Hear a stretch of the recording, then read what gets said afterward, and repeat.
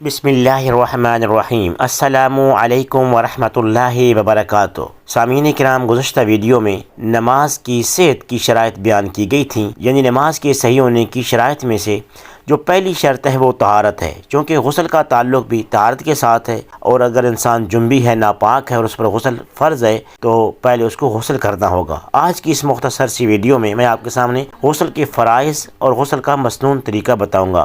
غسل کے 3 فرائض ہیں، اور یاد رکھیے کہ فرائض میں سے اگر کوئی فرض رہ گیا تو پھر غسل نہیں ہوگا، جتنا بھی پانی آپ بہا دیں، لیکن اگر فرائض کا لحاظ نہیں رکھا، کوئی فرض رہ گیا تو غسل نہیں ہوگا۔ 3 فرائض ہیں اس میں۔ ایک فرض کلی کرنا ہے، غرارہ کرنا، حلق تک پانی پہنچ جائے اگر روزہ نہیں ہے۔ اگر روزہ ہے تو پھر مبالغہ نہیں کرنا ہوگا، بلکہ احتیاط کرنی ہوگی کہ کہیں پانی جو ہے حلق سے نیچے نہ چلا جائے، غرارہ نہیں کرنا۔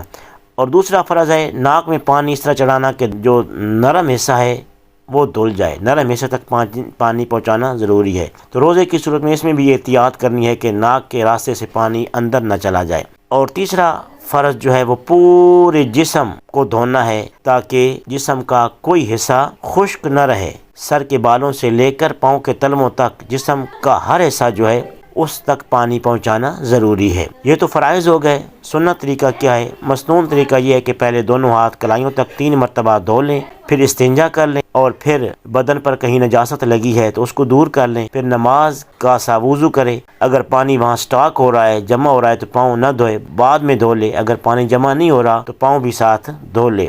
پھر بہتر ہے کہ پہلے تیل کی طرح بدن کو گیلا کر لے، چپڑ لے، تاکہ پانی بہانے میں آسانی ہو، خصوصاً سردیوں کے موسم میں۔ پھر 3 مرتبہ دائیں کندھے پر پانی ڈالے، پھر 3 مرتبہ بائیں کندھے پر، پھر سر اور تمام بدن پر 3 مرتبہ پانی بہائے۔ صرف بہانا نہیں ہے بلکہ ساتھ ساتھ جسم کو ملنا بھی ہے، تاکہ میل کچیل جو ہے وہ دور ہو جائے، پھر جائے غسل سے الگ ہو جائے۔ اگر پہلے پاؤں نہیں دھوئے تھے تو اب دھو لے۔ اور یاد رکھیے کہ نہاتے وقت نہ تو قبلہ رخ ہونا چاہیے اور نہ ہی قبلہ کی طرف پیٹھ کرنی چاہیے، اور ایسی جگہ نہائے کہ پردے کا لحاظ ہو۔ اگر غسل خانے کا اہتمام نہیں ہے تو کم از کم اتنا کپڑا کہ ناف سے لے کر گھٹنے تک مرد کے لیے بدن چھپانا جو ہے وہ ضروری ہے، اور دوران غسل کسی قسم کا کلام نہ کرے، بات چیت نہ کرے۔ تو یہ تھے غسل کے فرائض اور غسل کا مسنون طریقہ۔ اللہ تعالیٰ ان سنتوں پر اور دیگر اسلامی تعلیمات پر عمل پیرا ہونے کی توفیق عطا فرمائے۔